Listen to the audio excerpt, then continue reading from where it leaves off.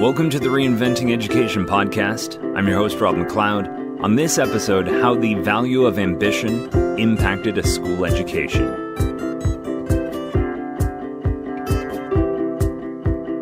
A map isn't the territory, but a decent map can help you navigate the territory. This episode is a map of how school got to where it is. This map shows where school and society meet. It shows the contour line between them and how it's changed over time. A change can ripple across society. Values, the economy, and social norms can alter. When they do, it's like a kaleidoscope. Each piece bumps into the other and changes what they look like altogether. Values, the economy, and social norms altered one another as we moved from feudalism to free market capitalism, from the value of self-discipline to the value of ambition, and from compliance to strategic achievement. These changes impacted school education. So let's review what we've been talking about. A school education does three things. It's for occupational preparation, the development of citizenship, and the development of the individual. The students are taught information or skills, but how this is carried out is determined by values. Values inform what we believe is important in life, so therefore values inform what we think we should be doing. The four distinct values currently active in education are self-discipline, ambition, sensitivity, and development. That was self-discipline, ambition, sensitivity, and development. These four values have emerged in that order historically. Self-discipline-centered schooling came first. Self-discipline-centered schooling arose with the first ever compulsory national school systems in Prussia. The Prussian model of compulsory national school systems then spread worldwide, carrying with it the self-discipline-centered approach. These schools served to inculcate self-discipline. Self-discipline, which instilled the compliance required for industrial or military labor at the time. But the world for which this approach to education was tailored for was changing.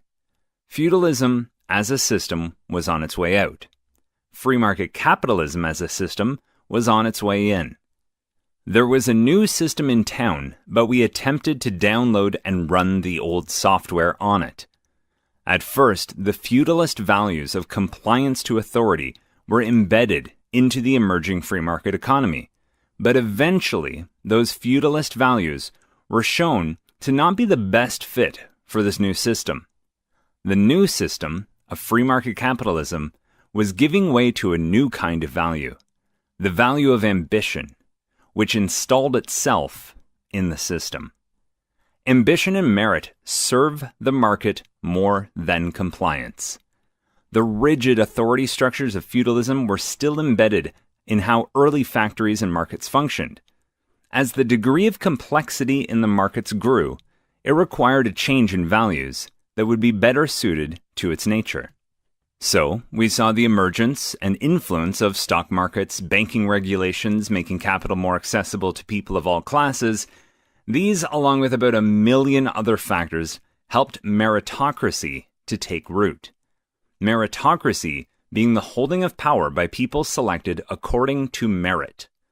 More and more, there is a shift towards the notion that it should be your merits, your results, your ability, and your accomplishments that earn your place in the economy. Your place in society should not be due to the authority or status of your lineage. From birthright to ability. Ability becomes a mechanism for sorting who gets a certain role in society. This requires filters to do the sorting and assigning of roles. To do this, we measure merit. This makes the system a game, a competition. The competition isn't only on the level of the individual. The opening and expansion of the free market led to increased competition between businesses. Higher quality and/or lower costs were rewarded. The most competitive win the most often. This change of market required a shift in values, a shift from self-discipline and compliance towards ambition and strategic achievement. On the personal, cultural, and societal levels, we began a shift away from self-discipline and compliance towards being competitive, striving for excellence and progress, being success and results-oriented, strategizing to become better, bigger, and needing to win, focused on results, growth, and efficiency, and playing the game. Rags to riches was now possible. The entrepreneurial mindset emerges. You could transcend the limits of where you started in society. Conversely, it was possible to lose where you started if you lacked the ability to maintain or advance yourself.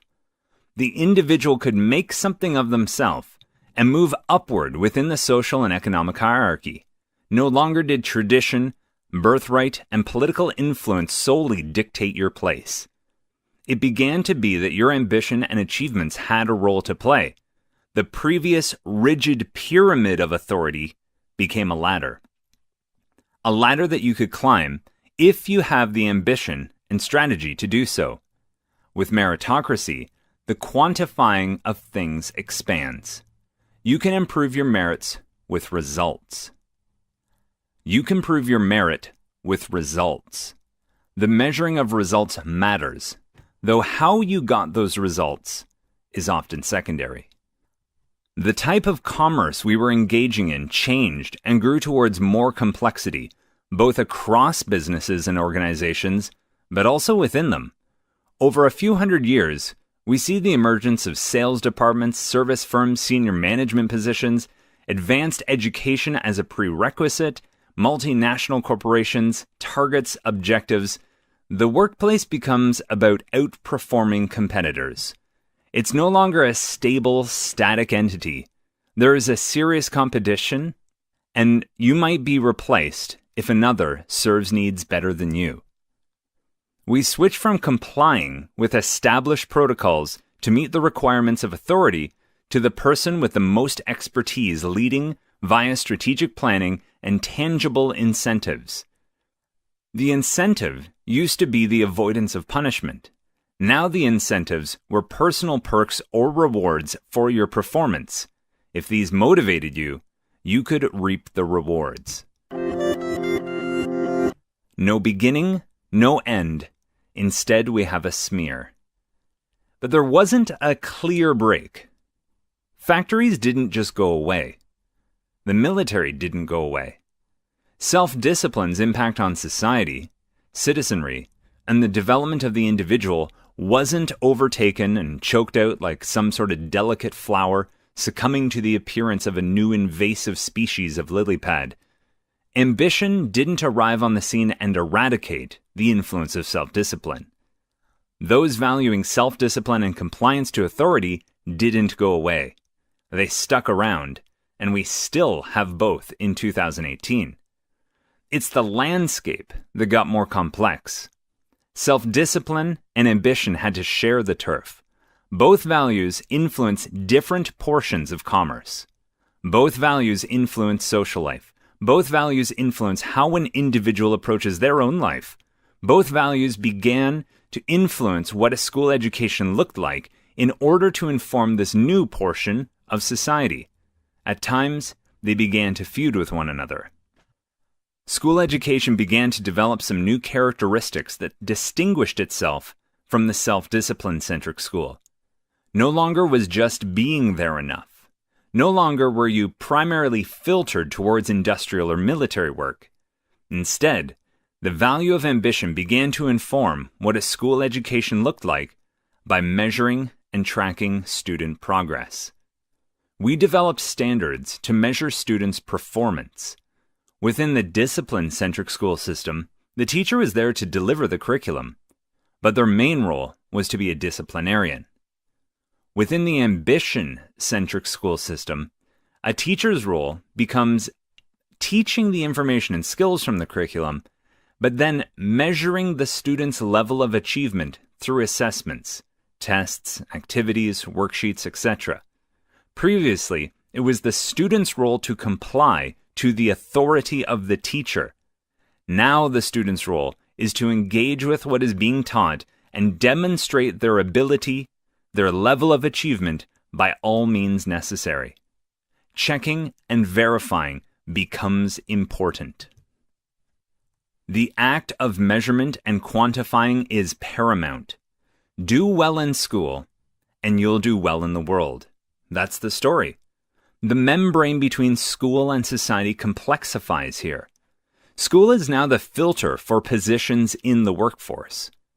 School creates more filters within itself, tracks in primary, secondary, which lead to work or additional training, college or university.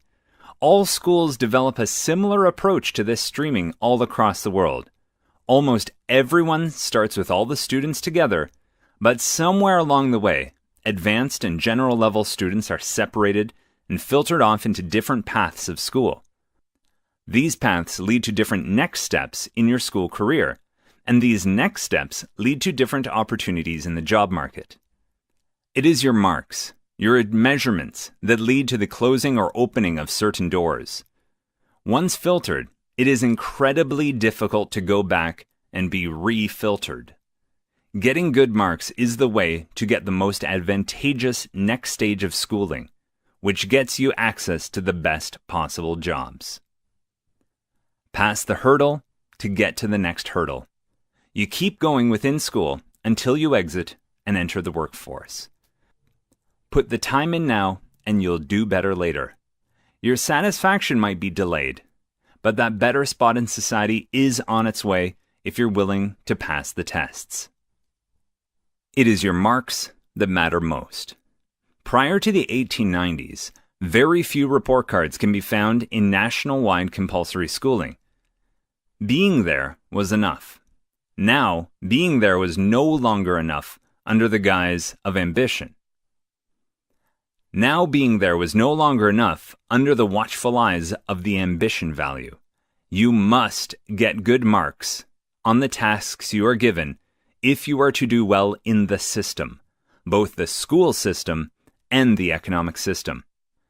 It is the final score that we use to filter where students go, and not how they got to the marks. We value the quantifiable outcome of whatever you did.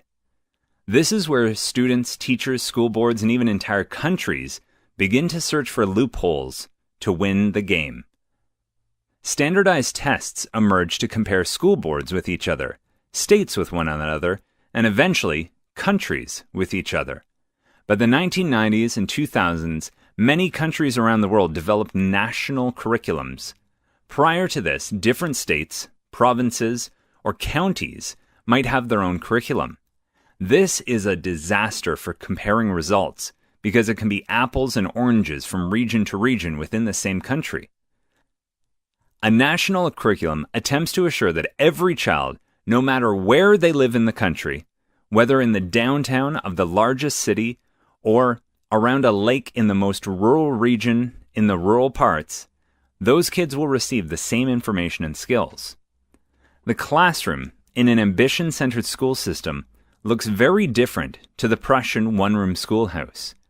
Each grade is often given their own classroom so that lessons relate directly to their own age group. Gone is the room with 5-year-olds in the front rows and 14-year-olds in the back. Desks and chairs aren't bolted to the ground. Table groupings and classroom layout may change, depending on the activities. It isn't very common to see authority figures on the walls. You're more likely to see posters or charts which reinforce ideas that are being taught in class. Student work may be up on the walls, showing off achievement and a job well done. The environment may look more colorful and child-friendly. There is likely still blackboards and a teacher at the front, but it is intended that the teacher is working to serve the child's achievement. There are tests. Your grade is often written on the front and sent home for your parents to know about. There are report cards. Teachers meet with parents, and often on relatively friendly terms, to discuss a student's progress and what they could work on to achieve even more. Guidance counselors may be present in secondary schools. There might be gifted classes and special ed classes. There might be regular reading, writing, speaking, listening, or math assessments to track your progress over the year. There is often a sense of competition within a class to see who the smartest kids are. There are often incentive or reward systems for good behavior. Gone are the threats or physical punishment from the teacher for bad behavior. Instead, good behavior is rewarded, often with external rewards like stickers, treats, or special events. Students' opinions, student voice, and contributions begin to take more of the spotlight regarding their assignments and task work. Some work may involve reciting a rote learning still, but there is often a shift towards more open-ended questions or problem solving. School becomes more about how well you can do and being supported to do so. This all sounds familiar. Ambition-centered school is what most of us commonly think of as being, well, school. It is difficult for many of us to see that school, as we think of it, is most often just a manifestation of the ambition value calling the shots regarding what a school education should look like. But it's easy to overlook how much self-discipline-centered schooling still influences what a school education looks like. In most public education systems, we've just painted a veneer of ambition onto the scenery of self-discipline. Self-discipline and ambition-centered schools are not like oil and water. Their overlap can be difficult to tease apart at times. Many from my parents' generation, who were fully immersed in the ambition-centered system, complete with grading, standardized tests, and filters for higher education, still share stories of the remaining influences of the self-discipline-centric education. Physical punishment was still allowed in most modern countries until the late 1970s and early 1980s. Drills, repetition, and rote learning made up a large portion of what they were graded on and filtered by. Ambition took the self-discipline model and reimagined it with a new desired outcome. Don't instill obedience to the group and authority. Instill ambition for personal achievement and getting ahead in life, and doing so strategically. The better you do in school, the better you will do in the economy and society, and therefore, the better you will do in life. And to be fair, this was relatively true for a period of time. However, after a while, a good education didn't guarantee an equally good job. We saw that what it takes to get good marks wasn't necessarily the same as what it took to conduct oneself in the world. We see school smarts versus street smarts. We saw that for some, good marks required hard work, and for others, they were just a given. Some individuals have natural abilities or backgrounds that put them at an incredible advantage in the system, while others are disadvantaged considerably by the challenges or their background. Although they are given a chance equally to participate in the game, the deck is rigged against some students. The accountability of tracking student achievement leads to the bending and often breaking of the rules of the game. It becomes about the achievement, the outcome, not the path to get there. Often we teach to a test and reduce the quality of the school experience for a child and justify it for a successful outcome. Individuals who lack ambition for the games of school, but who have incredible talents not taken into account by a school education, are either quickly filtered out and disadvantaged, or in some rare situations, drop out and succeed far more than those who played the school game. However, for those less lucky, they are often denied the chance to participate in certain parts of the workforce due to a lack of specific school education. The entire ambition-centered approach to education, with its assessing of achievement, centers around our belief that we can quantify performance and achievement. However, the quality of the assessments is often suspect in my opinion. Often they do a poor job of measuring what they claim to do, or at times, fail to do what they say they're doing at all. Ambition-centered school brought forth the notion of quantifying student achievement and student learning in service of filtering students through different paths in school towards a workforce with a growing variety of occupations. Alrighty. Welcome to the listeners who are still with us in the second half of this educational endeavor. So Brendan and I have noticed that listeners could start a drinking game and have a sip every time we say the words podcast or in a future episode. So we've set the personal challenge to not utter that P word more than once each. And I've already blown my card for this episode. Yeah, because of course, saying podcast more than once within the podcast will. All right, you've broken it. All right, let's move on. So into things, ambition game. Yeah. So once again, thanks for kind of setting that up. I think you did a really good job of concisely putting forward the objective nature of a school system that's run on ambition. And obviously, that's a big change. It's the first kind of major change within the school system. The school system under the Prussian model emerged from a hierarchical, feudal mindset, even though society at that time was no longer feudal. It was already very very heavily influenced by market capitalism. And by the time you got to the 1700s, so just to recap very briefly, a self-disciplined citizen as part of a static industrial military style workforce, hierarchical directions, and very heavily on the obedience or compliance side of discipline and self-regulation.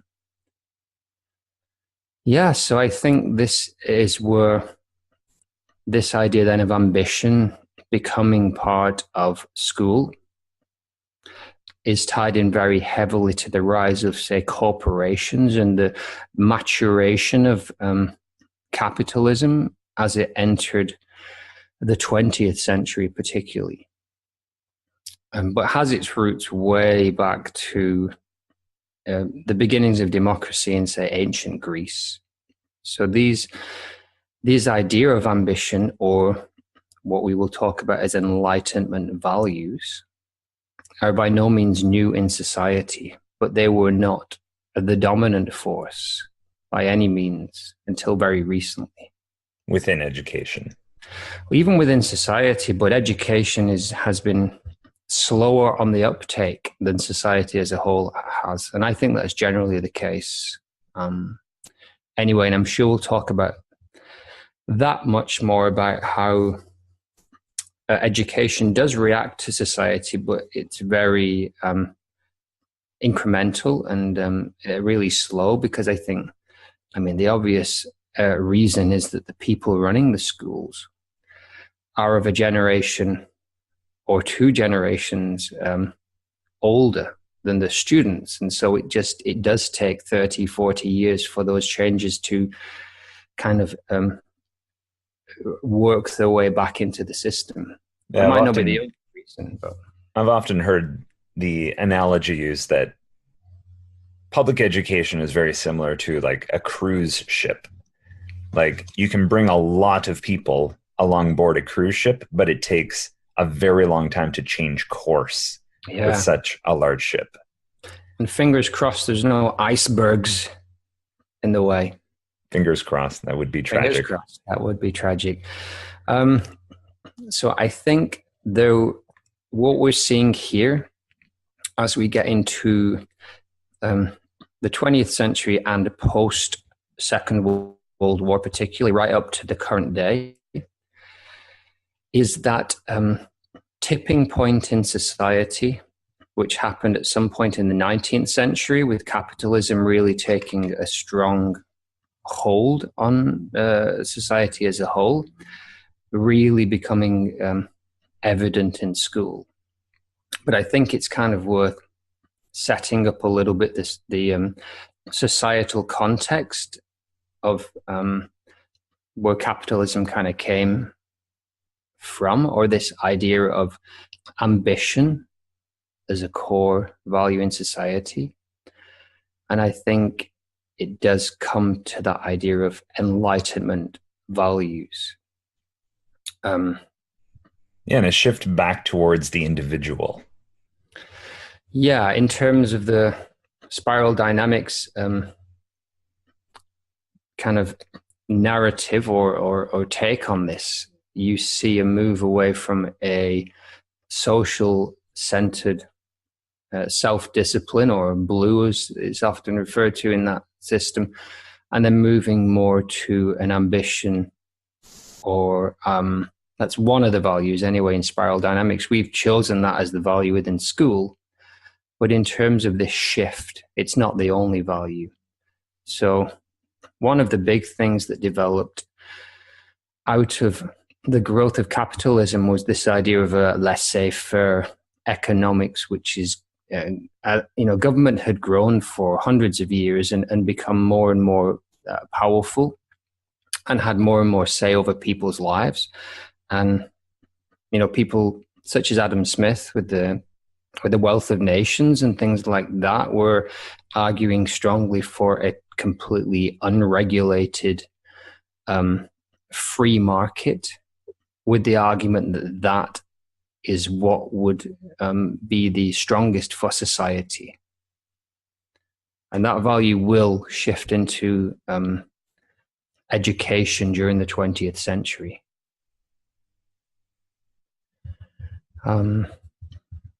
Yeah, I mean, I won't turn this into a lecture or anything like that. I'm just trying to give a flavor of this, but at the core of that free market capitalist approach was the idea of meritocracy.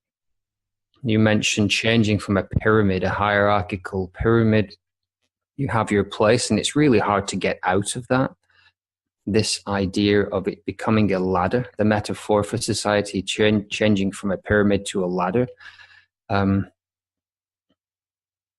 is really key, because it brings in the idea of social mobility, meritocracy, which, if you have any knowledge of school in the 20th century or into the 21st century, that is a very, very core dominant idea. Yeah, and I think that's worth unpacking right there. The idea of what are the merits? What are we valuing within school? Because right now it kind of seems like school is real life light in this capitalist ambition system, and the worst outcome is maybe you get a few bad grades, and that sets you back and doesn't allow you into the most optimal filter that could take you to the next stage of school. Yeah. But you're not going to lose your house. You're not going to experience financial penalties as a student within a school system that you might in the real world. And it's kind of like schools setting you up for this idea of do the best you can, because the best you do in this grade or in this portion of your schooling, you have the gates open to you to the next best possible level. Yeah, I do want to get into this a little bit more when we talk about school as a filtration system for the current capitalist kind of dominated society. And I think that's true. And I think it comes into this kind of issue we have of high stakes testing that are not really high stakes, that are almost like fake high stakes. We've had to introduce some drama into the system to make it more of a competition, and they don't necessarily it's not necessarily working. It's not necessarily testing the right things in the right way. And if you do win the testing game, you don't necessarily get the best results. I'm going to talk about that a little bit more, about whether the testing kind of system works as assessment, but just bearing in mind that before this switch to a ambition value, there was no testing in the sense that it was competitive. As you said in the last episode, it was a case of just you turn up every day for school, you sit up straight, and you do the best you can, and you hope you don't get punished for it, and then you come out the other end of the system having done it, box checked.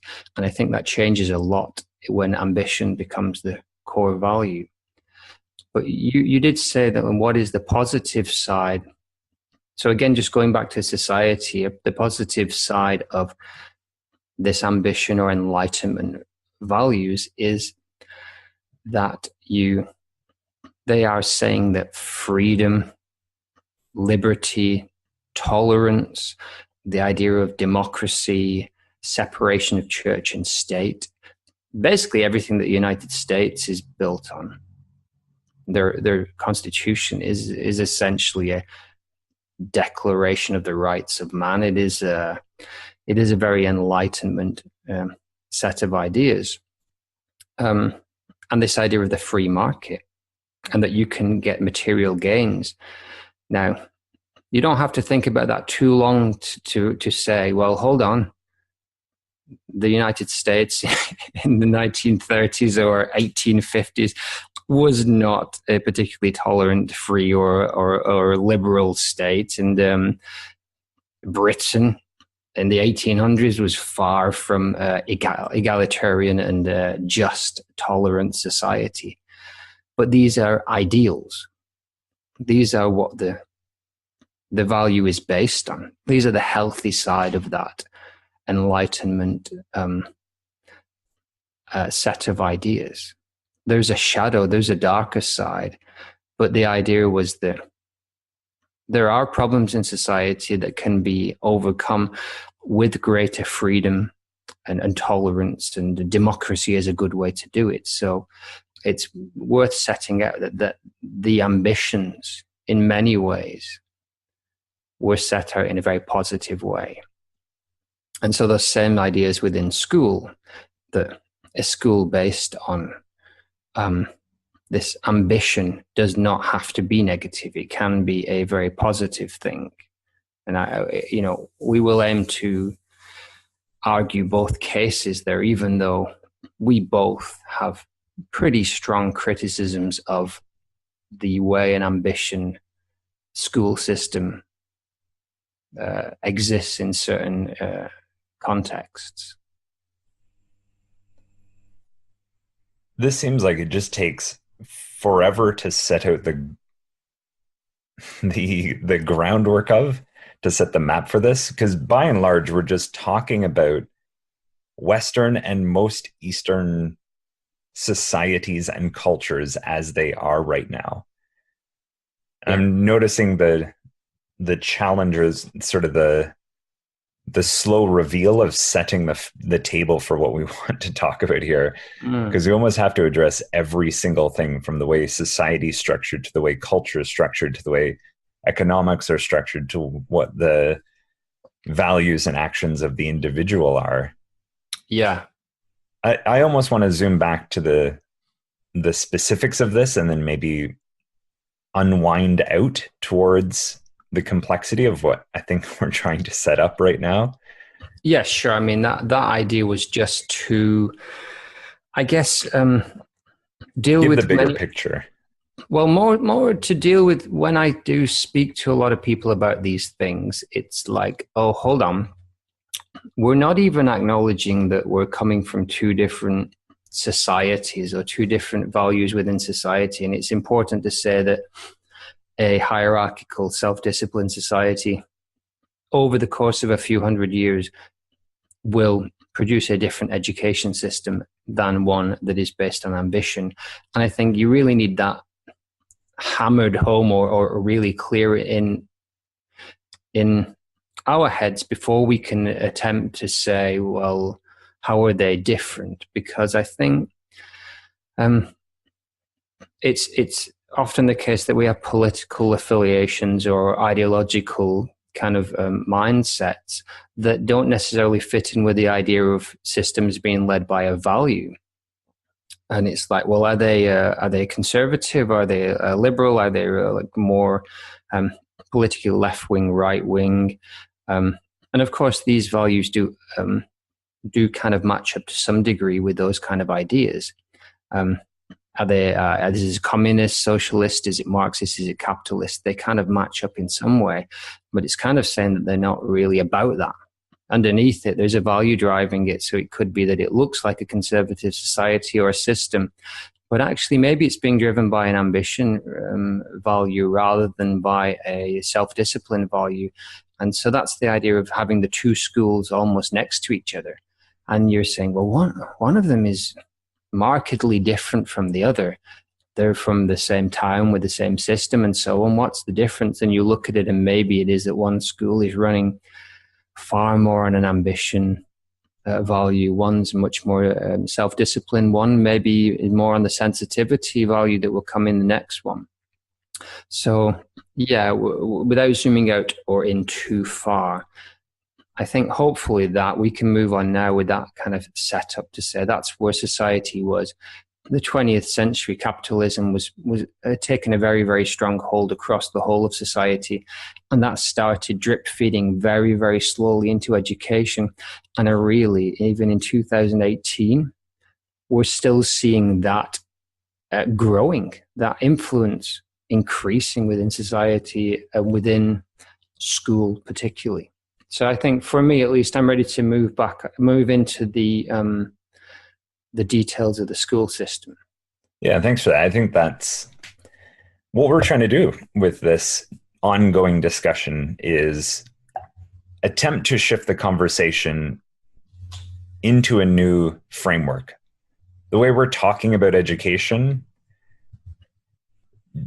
doesn't really work, in my opinion, unless you get to this level of talking about the values. Because, as you say, we shift to other frameworks, such as a political spectrum of, oh, well, this is the more conservative approach to education, this is the more liberal, when actually both sides of those political spectrums can be influenced by these values. So at the core, it's these values that inspire action, and it can inspire very different looking actions.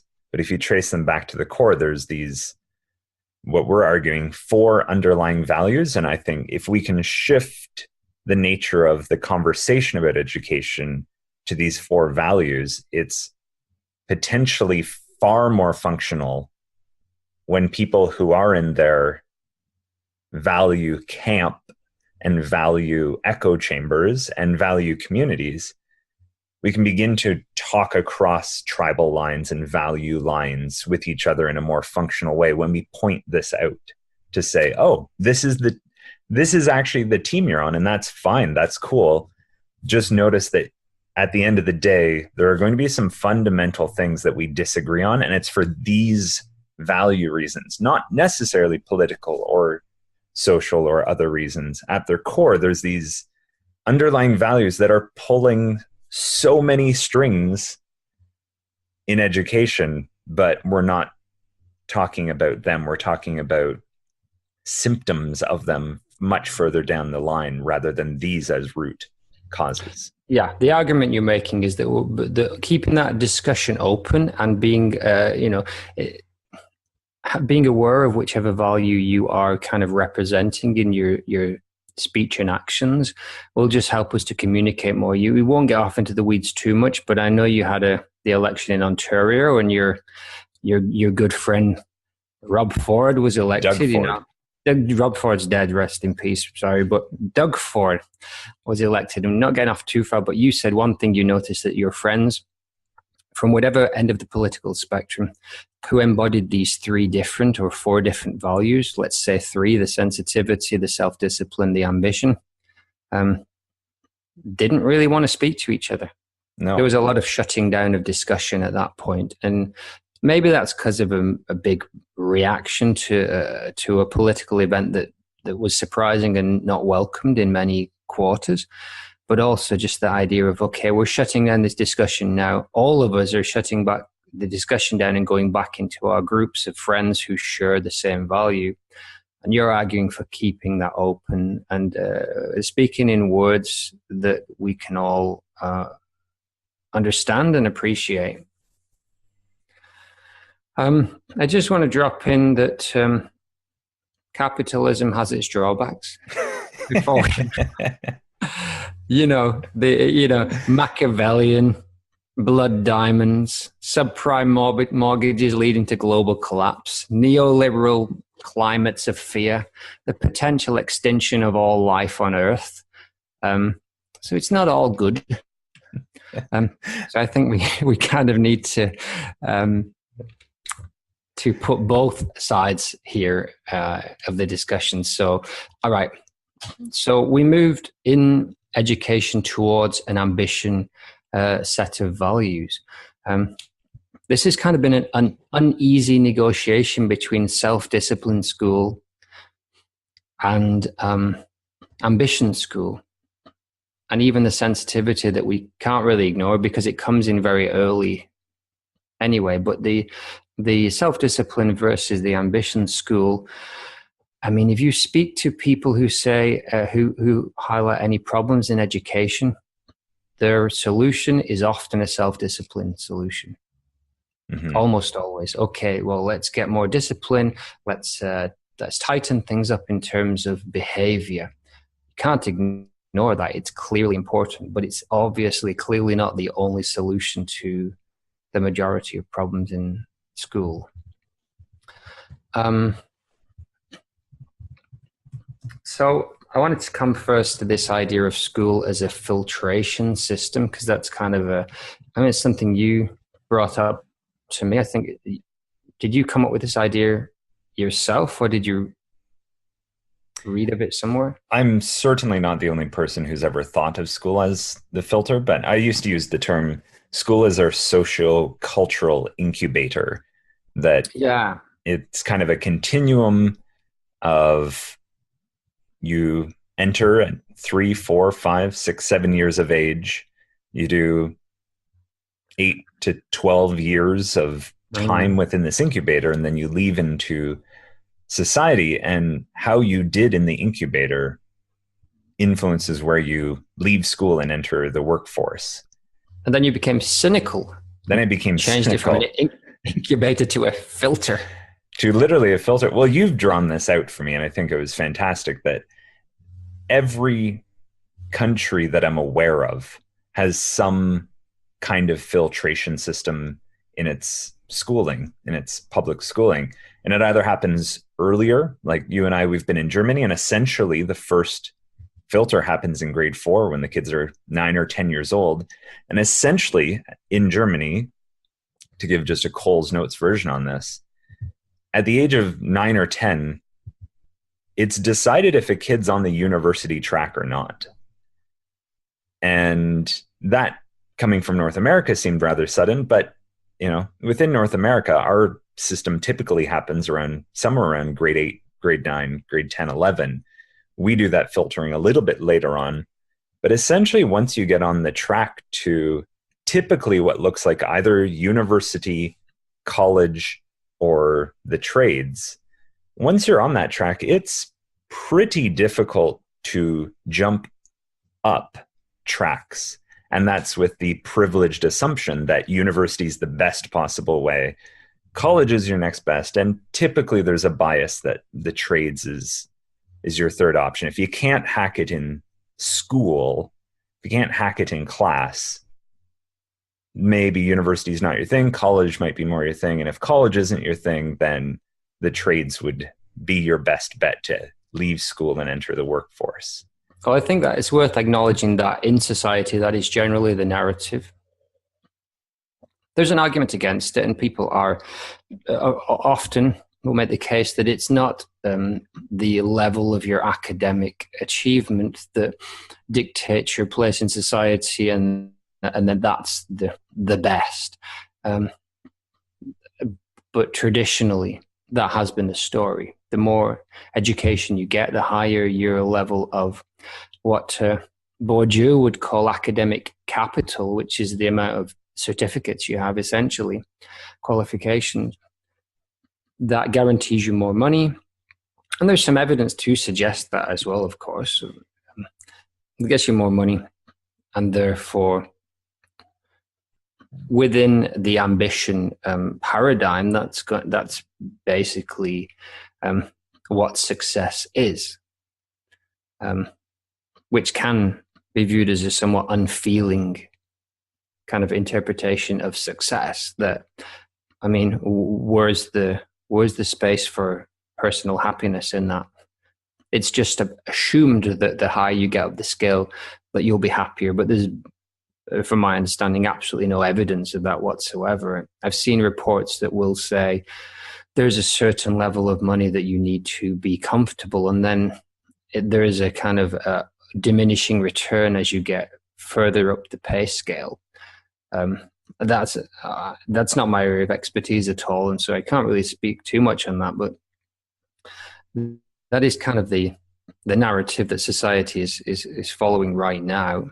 And there's almost like, I can't believe I'm going to use these words, but like a historical balancing of karma, where the benefits and that opportunity, or more access towards the goods, the resources, the riches, that was just not possible in a feudal system.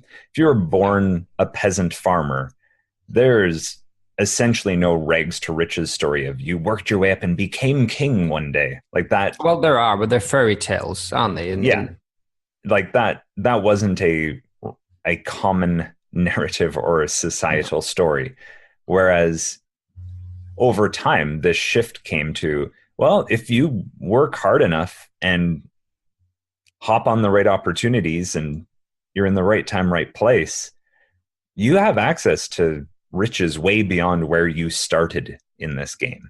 Well, that's the meritocracy idea, and that's the idea of social mobility. So obviously with things such as far back as the Magna Carta, the power began to transfer away from kings and into rich people's hands. And there's been one narrative, at least, that power, or at least the legislative aspects of democracy and power and fairness and justice, has eventually, little by little, moved out to encompass more and more people. We're still having that discussion. We're still having a set of problems related to that, of course, but it's impossible to see 2018 through the eyes of a feudal system. It clearly is no longer that, and we're in this capitalist kind of meritocracy. This is the story, or as I've described it in one of my songs, the myth of the meritocracy. Again, not my idea, but that's something we'll get into a little bit more, I think, as we talk about whether or not this system works. So a big change in Britain came post-Second World War, or just before the end of the Second World War, where we decided to introduce a streaming between two main types of schools: grammar schools and secondary modern. So this, in the 50s, 60s, was how the system worked. At 11 years old, you took a test. If you passed it, you would go off into the grammar school, and you were on track to then take O-levels, which were the first real qualifications that we had nationally in Britain. And then a smaller number of people would pass through that, take A-levels, and then an even smaller number would go on to university degree. And a tiny number would go on to master's degrees and PhDs. So I had some numbers here. So by the 1960s, by 1922, so really was talking pre-ambition value in school, you had 9,000 people nationally taking a degree level qualification. By 2010, 330,000 people annually taking a degree level qualification. So just those numbers alone show you the massive increase in higher education, the massive increase of people that are moving through this system and taking qualifications. And of course, it becomes an arms race. If there's only 9,000 of you with a degree, society's changed and the nature of work has changed somewhat. But suddenly, if you're hundreds of times more likely to get a degree, then that's going to mean that you need a master's degree, a PhD, and so on to get jobs that you would have got 50 years ago with far less academic capital. And I think that's a critical point, that as this filtering system really took root, it did work as a pyramid in the sense of each level of schooling tapered off, that there were fewer and fewer and fewer spots, and those top degrees, the PhDs, the masters, even the bachelor's degrees, it was a small group of people who were lucky enough to get in. And if you're one of those people who showed your merit, you did well, you got the marks to enter, you jumped over the high bar of access to this. Yeah. You were a commodity. You were valuable. That degree was really worth something. And you had access to, in theory, these fairly high level jobs. And that seemed to be the way things got going. I just want to go back to what you said about this idea of the arms race. Of course, what happens over time is, as a society, we go, oh, wow, you get the best spots in society if you get those highest things. And the bar just kept slowly drifting up, where then more people were getting those bachelor degrees, which pushed the nudge up to say, okay, well, now actually to get those better jobs, the bachelor isn't enough because there's way more of you guys out there now. So actually now the next bar is, well, you need a master's now to get what you used to be able to get with the degree. And then that keeps nudging up and pushing up until eventually there's an oversaturation of the educational market.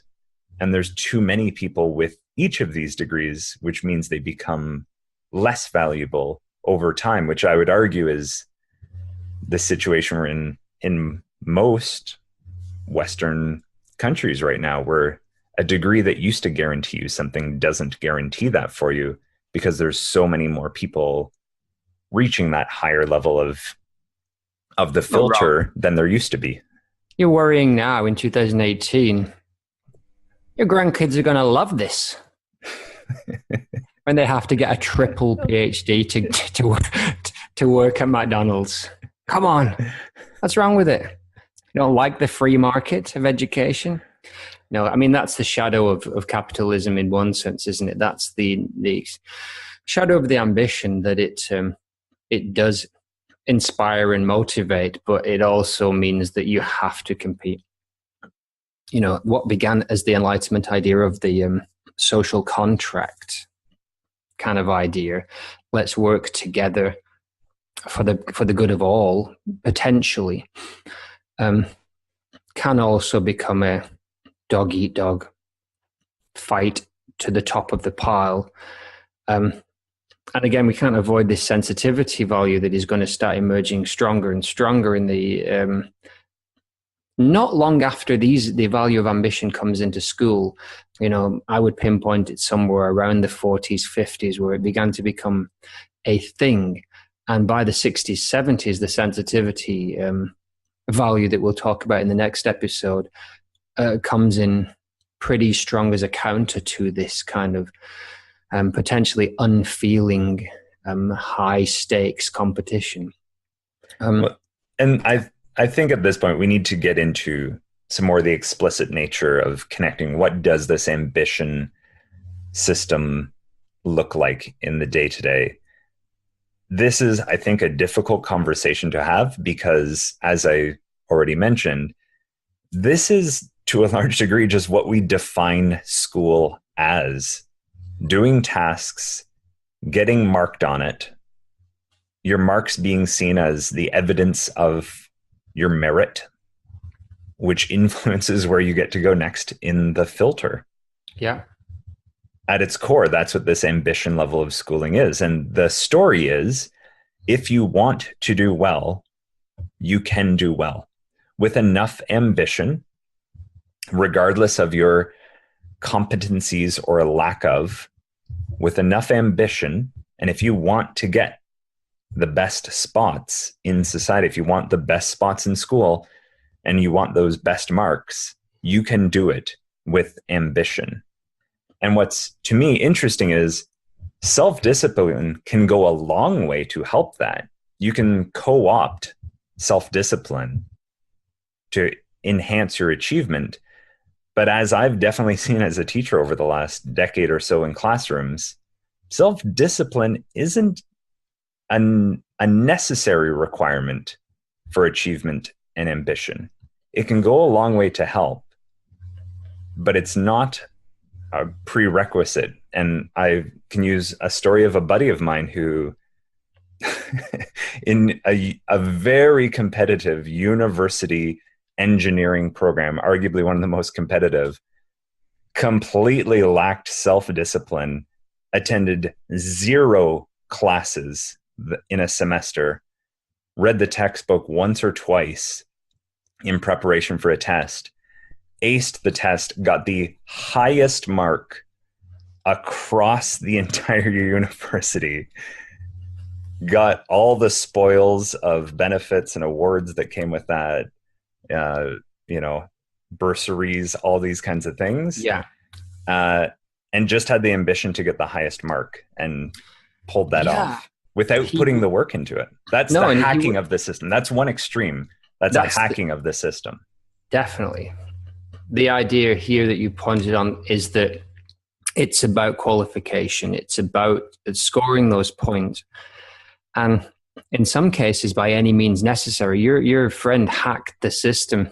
But let's talk about this a little bit now. If you set up society, if you set up school to be a game where you score points, you are also setting up a high-stakes system where finding any advantage is important, even if it's a dishonest advantage. Your friend did nothing dishonest. He just aced the system because it was set up for people like him to walk through it. Fantastic.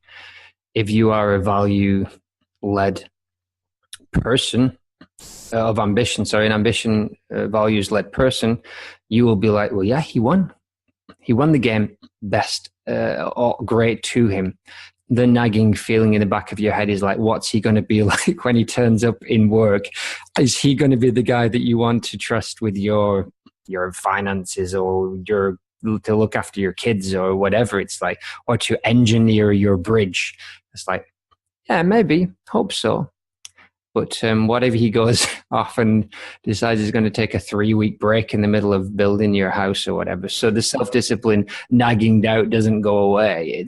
It's like, okay, so one of the criticisms of the new Labour government under Tony Blair in the 90s was that it set up society, especially the National Health Service and schools, to become a game. And once you get a game and you put statistical expectations on people, which was done in Britain, who would come into the school and they would say, this child should get this score in this test. This was the local education authority. When the children take the standardized tests at the end of year 6, grade 5, 11 years old, this child should get this score. And they would give you 2 scores. They would give you the one that was kind of acceptable, and then they would give you an aspirational one, and they would be like, okay, these are the 2 scores that we're looking for. We're going to add up the statistics across the school. If you don't make these, you as a teacher, the school as a whole will suffer consequences. You won't get your pay rise up the pay scale because you're not doing your job properly, because we're measuring it entirely based on these scores. And let's just pause there, because that's a critical point. Because not only are we talking about the meritocracy, not only is ambition being pushed onto children as a value they need to exhibit to do well in the system. Yeah. This doesn't only rest at the student level. This also exists on the teacher level, and to varying degrees, and arguably, I think in Britain and a few other places, it's gone to its extreme of, as you say, individual teacher salaries. I'd say in most countries, school funding is largely tied to school results and standardized tests. Absolutely. I definitely know personally principals and heads of schools who essentially are just told, well, your job's on the line. If your school doesn't achieve certain numbers, we're shipping you out to somewhere else, or not even guaranteeing you a contract next year within the board. Well, We're not even going to way guarantee a move. the Canadian system set up, where the teachers are employed by the local education authority, but in England, you're employed by the school. So if Ofsted, the government inspectors, come in and your school does not, is basically called special measures or requirement to improve, in many cases, the head will be fired very, very soon afterwards. There's very few that get the chance to turn the school around if they've been there a few years. And the inspections happen every 3 years or so. Been there and you haven't turned it around, mostly in terms of test scores, but they do, of course, look at child safety and the ethos of the school. But you will, in many cases, lose your job as the head. And that's the important part, is you as the individual, whether the head of school, the teacher, or the kid, you have to care about marks. Yeah. This whole system does not work if you don't value the marks. And I've seen this with teachers and also heads of schools who say, you know what, I actually don't care what the numbers are. And I get that there are consequences for that, but I do not see these numbers as a valid indicator of our worth as a school, our worth as people, a child's worth as a human being, as a student within this. But there is an absolute faith required for this, that those numbers that appear after a standardized test or whatever has been done, those are an objective measure, an objective fact. And we will have to do, I think, unpack a little bit now all the reasons why that's not the case. Actually, let's just jump to that. You introduced me to this idea of the McNamara fallacy. Maybe you can just give a little bit of context. I'd like to dive into that here. So this was introduced to me when I first started my teacher training, a guy called Peter Fletcher. I introduced him to the podcast. Hope he's listening. If he is, great, because fantastic guy. The first day I turned up for teacher training, I could see that he was going to approach this in a way that acknowledged the reality, but also spoke about the ways that education could be. And so the McNamara fallacy, let me just pull it up because I've got it here in my notes. I've got it here. So go ahead, then read it for us. The first step is to measure what can be easily measured. So the first step is to measure what can be easily measured. Yeah. And this is okay as far as it goes. But the second step is to disregard that which can't be easily measured, or to give it an arbitrary quantitative value. So the second step is to disregard that which can be easily measured, or to just give it an arbitrary quantitative value. And you and I could talk for a day just about how that carries out in the marking of student writing. We will get back to assessment in this episode, but assessment is going to be huge in the episodes coming up. Yeah, sure. All right. So this disregarding of that which can't be easily measured, or if it's given an arbitrary quantitative value, that's artificial and misleading. This third step is to presume that what can't be measured easily really isn't important. So the third step, presume that what can't be easily measured really isn't important. That's just considered blindness. And then the fourth step is to say that what can't be easily measured really doesn't exist. So that which can't be easily measured really doesn't exist. So to quickly walk through this again, first step, to measure whatever can be measured easily, measure it.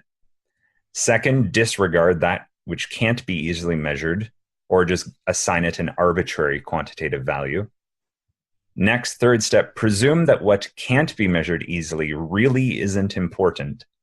And the fourth step, to say that that which can't be easily measured really doesn't exist.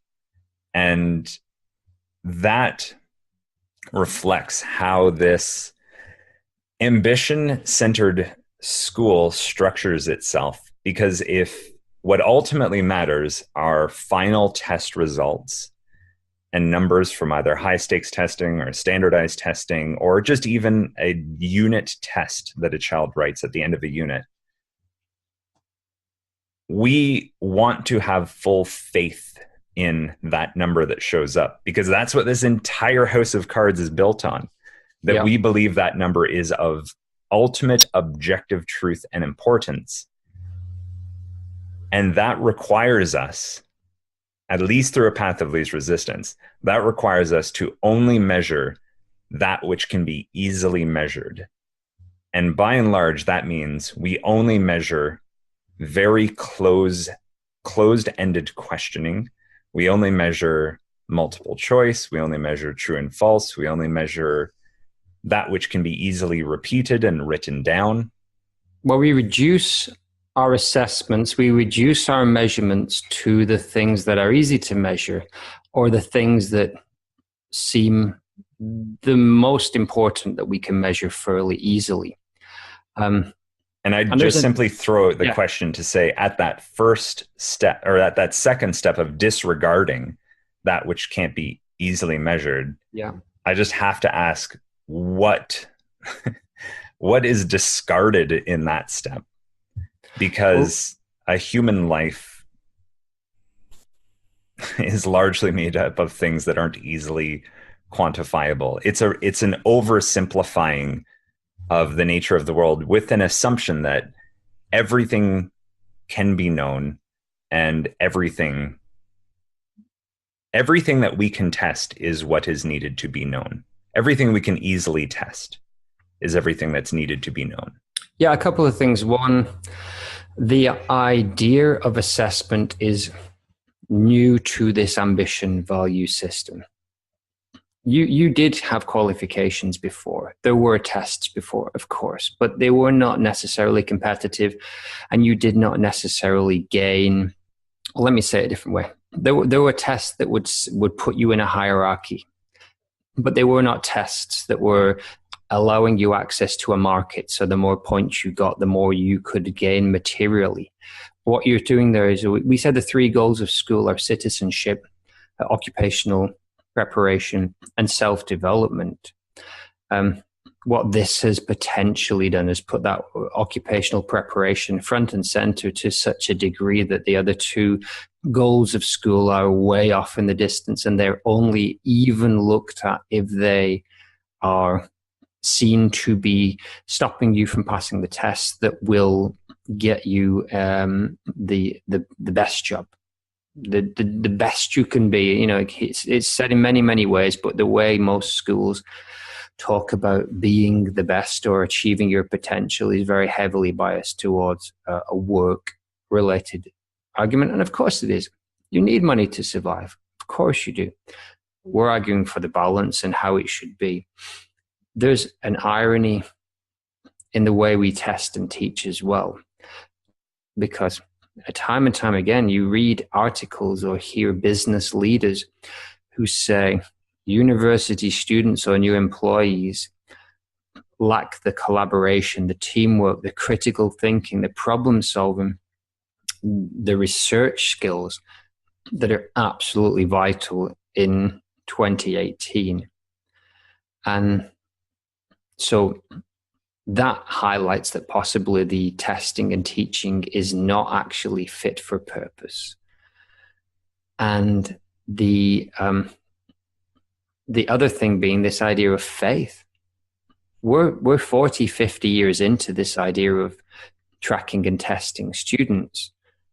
There should be pretty strong empirical evidence that these specific tests match exactly what is needed as you go up through the school system and into education to give you a broad and then specialist set of skills that you need. But just speak to anybody. You say, okay, it's your first day at work, forget everything you learned in school. Now you're at work and we're going to teach you on the job. It's a truism. People say it's not, you can't forget everything. Of course, a lot of what I learned in teacher training was really useful, but of course it only set me up so far. And so I think this idea of having having faith in it when we're being told that it's not particularly fit for purpose highlights this idea even more, that aren't we just doubling down on the filtration idea, that it's just about let's filter people as efficiently as possible. And then it's kind of up to you. If you get filtered into into a place that's not suitable for you, we'll give you a second chance. You go to night school, you can take equivalency tests. You know, the government recognizes that they want people with these high level skills. So we're kind of like counteracting it. And we spoke about it as well. I think your entrance to university.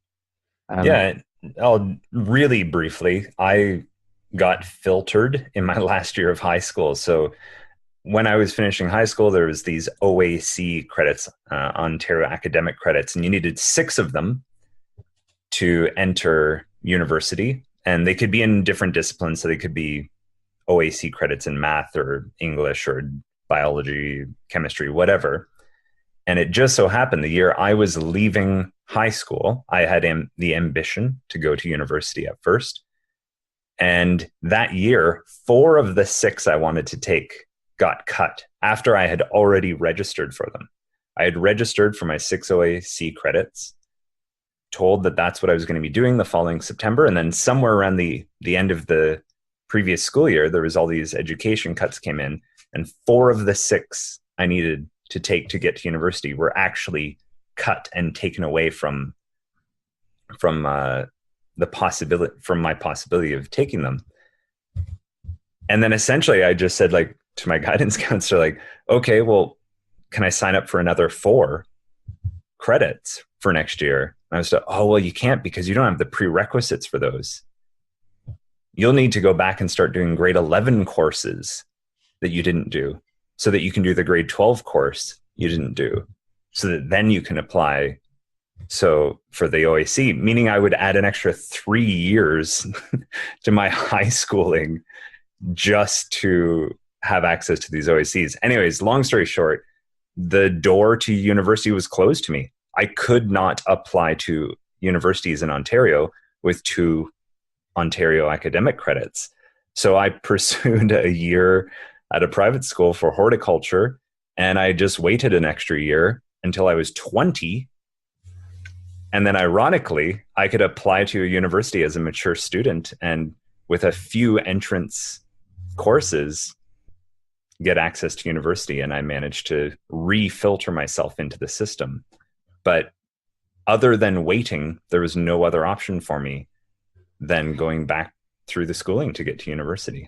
I mean, that's an unusual story, but it's a perfect example of the ridiculous nature of a system that's a filtration system that doesn't even really believe in itself. Because if the system believed that it was filtering people to the right level of education and assigning or only allowing you to move to the next level education if you proved that you were ready for it, you shouldn't, in theory, be able to just walk away and without any extra real study, or, you know, obviously I failed my exams, I'm just not good enough, or I wasn't self-disciplined enough, even go back, I restudy again in the next year. That's very different. You were literally just like, oh, now you're old enough, you can just come in through this side door.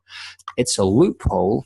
And I think this whole system is built on loopholes and ways to game the system for better or worse.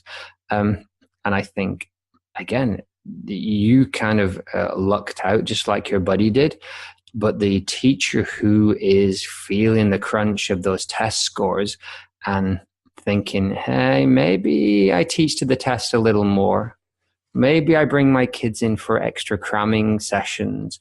Maybe we do after school lessons, and then slippery slope. Maybe I just kind of like feed them a few answers. Maybe I find ways to influence what they write on the test, things like that. I mean, it does lead itself open to people exploiting the system negatively.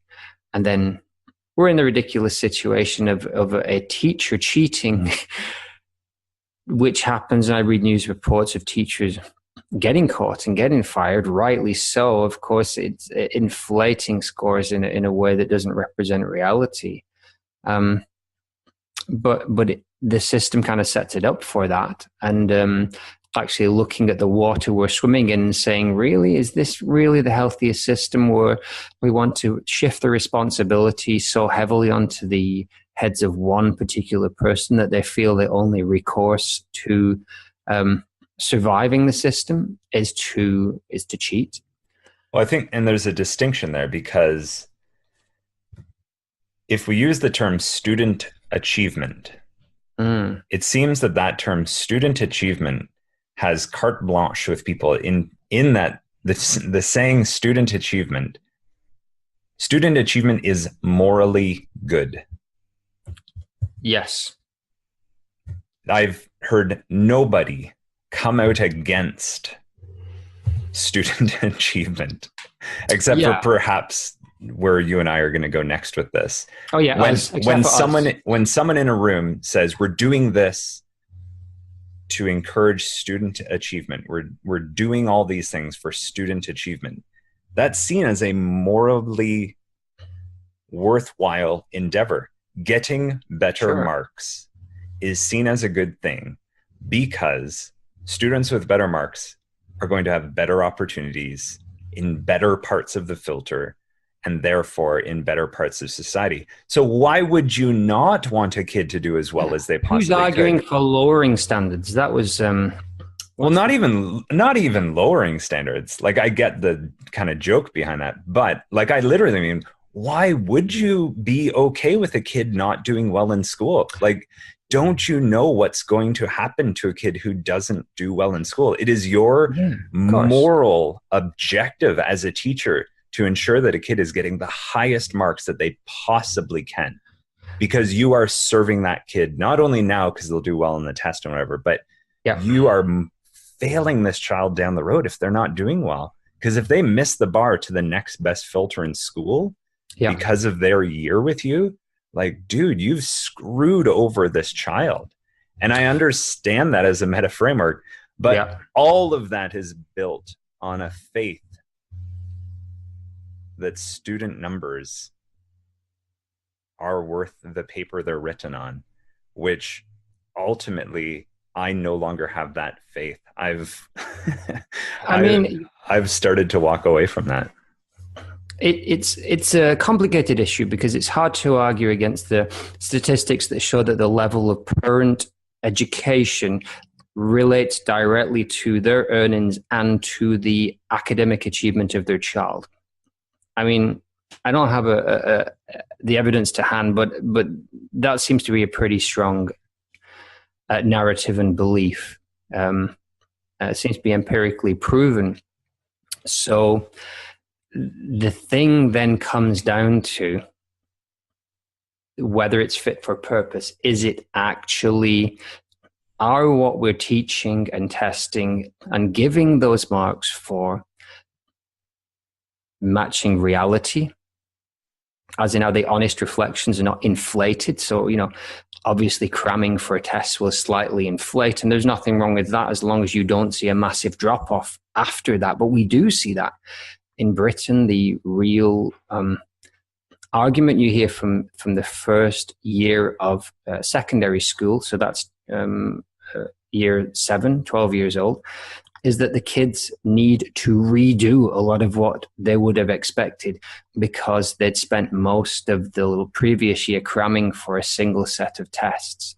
And then in May, the tests finish. And then they basically take the foot off the gas for 5 or 6 months until they come back in September. And they are then, there's a big dip that's talked about a lot. That is entirely due to the cramming for the SATs in year 6, sorry. Yeah, there's a tricky divide in there, because of course we want kids to do the best they possibly can. We want kids to do the best they possibly can to access their best possible future, or at least even just the widest range of best possibilities for them. Of course we want that, but we somehow want that free of tampering. We want that free of corruption. We kind of want that free of gamifying the system. We're kind of doing this dance between saying, yes, this is totally up to the individual and what ambition they have and the achievement level that they can pursue and what they want. If you want it, you can access it if you have enough ambition and enough work or enough skills or enough practice, whatever. And at the same time, this elephant in the room of we can also get you there with some tampering. Even Mm. if you don't quite have it, I can help you with the test to get you the higher score. And there's So this, tampering is a loaded term because that's all the way from giving extra feedback or extra help to one particular child, or suggesting they get tutoring or bringing groups in after school, all the way up to I'm literally going to change the answers on your test so that you get a better score. That's the range of that kind of intervention by teachers. We're obviously arguing for the healthy side of extra support, and that's actually where the next value of sensitivity starts to come in, because this idea of differentiation, we're all over the place today. So I'm kind of grasping at when to introduce these ideas, but I do want to talk about the idea of once you make it into a competition, some people will automatically be ahead of the game and some will be behind the game. And it's how you deal with that. The ambition system, as it was viewed in, say, Britain in the 50s, 60s, up to the 70s, dealt with it by essentially saying, you failed. You failed at this system if you don't pass the 11 plus exam and go to grammar school, if you don't get O levels, I wasn't there. So it's very dangerous to kind of say what the society was suggesting at the time. This is my parents' generation. But there's a very strong, still today, idea in society that you have failed at this system. And so on your own merit, you have failed. On your own merit, you're not good enough, and you are. And there's an element of shame in there. There's an element of you can't write well, you can't read well, you're not good at basic maths. You know, I can't write anything because my spelling is so bad or my grammar is so bad. That kind of argument I hear from that generation of, say, working class people who are now maybe in the 60s, 50s, 60s, or even people my age, 40s and above. And I think that's something I kind of want to talk about a little bit, that we will talk about more of the idea of differentiation. The ambition system was happy to separate kids into streams, but didn't really deal with the fact of the emotional impact or the pressure that it puts you under if you are streamed or in a heavily competitive kind of place. And we hear it. That's a big part of the narrative today. I think it's important to talk about. We want to wrap this up in probably 10 minutes, I think, from what we said. But again, in the media and just day to day, you see pressure. You see pressure on students, and there is an emotional cost to this competitive system. So I just want to get your take on that. Yeah. Without saying too much right now, because this is where the conversation goes to next is... Yeah, but I think it's important to acknowledge the emotional costs currently and historically of this ambition-led system. Yeah, so one of the costs of the ambition level system is the oppressive nature of it. That same with the self-discipline school, but kids didn't have a choice in this. You are put in the system whether you want to play the ambition game or not. You are playing it. You're in school. Yeah. There are definitely options for homeschooling or unschooling or being taken out of the system. That's fine. But even to a large degree, you're still going to have to pass certain tests in most countries. Or if you're a country like Germany, you are not allowed to be homeschooled or out of the system. You are forced to be in this. And there are oppressive natures to this system of, I just go back to this idea of your starting point in this ambition game. There are certain kids who Well, let's just say there's a huge plethora of reasons and factors that influence your starting point. Everything from your own capabilities as an individual, your cognitive capacities, your tendencies towards strengths in certain areas and weaknesses in others. That has a huge impact on how you are going to perform in this game. Absolutely. Let alone cultural influences of either family backgrounds and family experience with school, and or just your cultures. If you switch countries, the culture between different school systems can be dramatically different and impact how well you can achieve. Are you trying to get me to say things here, McLeod? You're firing me up. And on a relational level, like, let's also just address the teacher piece in this. A kid's relationship with an individual teacher can have a huge impact on their level of achievement, both positive and negative. Sure. This might seem like an outlier, but a kid who's a teacher's pet might end up achieving a little better unintentionally than the kid who just grates, the kid and the teacher who just butt heads constantly. That might be a factor. It's a factor. It's in there. Factor. Societal, economic, like, so many things come into where you start in the ambition game. I want to just acknowledge something on the level that oppression in 2018 is a very loaded word. Sure. Within the narrative in society right now, we do have this kind of conflict between a millennial mindset, which actually matches very well with the next sensitivity kind of value that we're going to go in, and more of a old school or conservative, or one you want to call it, value of anytime an oppressive act is highlighted, it's potentially shut down with a claim of, oh, boo-hoo, snowflake, deal with it. And I think that shuts down the conversation, because the ambition system was set up on Enlightenment values of justice, tolerance, freedom. The shadow of it being that even though it has those values, possibly it doesn't necessarily take into account the emotional aspect of it. And so you can set up a highly efficient and highly even self-disciplined system where people move through school on ambition levels and on achievement. But there's a lot of pain inside that system. And that's worth acknowledging. And what you're saying is absolutely true as well, that on a legal level, maybe there isn't that much legal discrimination or oppression happening. The ambition system and the nature of the democratic system does work to kind of, on a legal level, remove legislative oppression. So gender pay, in terms of the same pay for the same work, racial segregation, these are all, in theory, they have been abolished legally.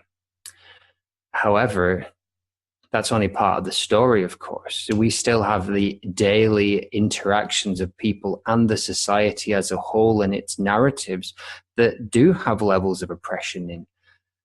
A child born in a low-income family or in an area of social deprivation, statistically, is proven to not be as successful within this system. Just had a great episode of Malcolm Gladwell's podcast that talks about trying to give opportunities to people, to children from really deprived backgrounds, children that are in care and in places where gangs are prevalent, and just how early these social interventions need to get to kids so that they can at least achieve on this track. They're saying, there's a lot of money available if you're 18 years old and poor, but so many people don't make it to 18 because of the system and how it interacts with their social context. So this is absolutely huge, and we've got to go into it quite in a lot more detail. But the deck is still rigged against people who are poor, minorities, immigrants, and certain communities and certain cultures. So legally, opportunity is equal. There are student loans if you're poor. There are scholarship programs. There are now in 2018 there are special needs programs and things like that, which aren't going to be implemented by the next value. They don't exist within a purely a 1950s ambition-based school system. However, it's still heavily stacked against or in favor of a middle class, upper middle class upbringing. That's definitely a key point within this system. Mm-hmm. Yeah, it favors the middle class person and also favors a very selective subset of skills to do well. We hear this as like a huge criticism of education, that really, if you're good at reading, writing, speaking, and listening, that's more or less it. A bit of math certainly helps, but those soft skills of the more interpersonal side, that doesn't get marked very much, or if it does, not in a way that's weighted highly. I've never seen someone's interpersonal scores being used to determine whether or not they get into a university or some kind of program. These things that are not easily measurable, but yet hugely influential in the society, aren't credit to the German system. Credit to the German system that we have to mark under. We do have the social attitudes and working behavior that are on the report card and are given quite a high status point there, but not for the same reason. Not because they're not really because of emotional and social development. They are very much going back to, say, the self-discipline model, to say, do these students adhere to the rules, essentially, on some level. Okay, so we've got to wrap it up in a couple of minutes, I think, but I just wanted to talk about a big social change that happened in terms that will affect schools over the next 30 to 50 years. Sometime in the late 80s, beginning with Margaret Thatcher and Ronald Reagan was a part of this, but especially in Britain, Thatcher went and explicitly said that she wanted to make schools a market that competed for students, in which bad schools would lose pupils to the good schools, and this would raise the level of everybody.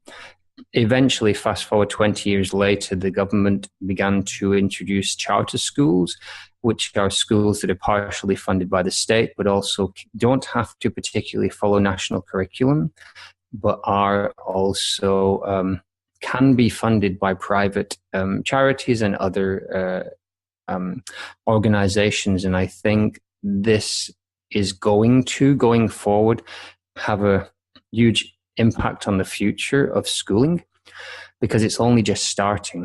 So it is worth pointing at this ambition value that is at the center of both the global capitalist market and the current school system is by no means on its way out. It is still increasing in its influence, and it's evolving in what it looks like and what it does. Yeah, and I think that's a critical part, is that all of these values, they haven't peaked and become static. They are still evolving living organisms that still today are adapting to the environment around them and altering and changing. And I definitely think charter schools will play which I would say largely come out of this ambition value.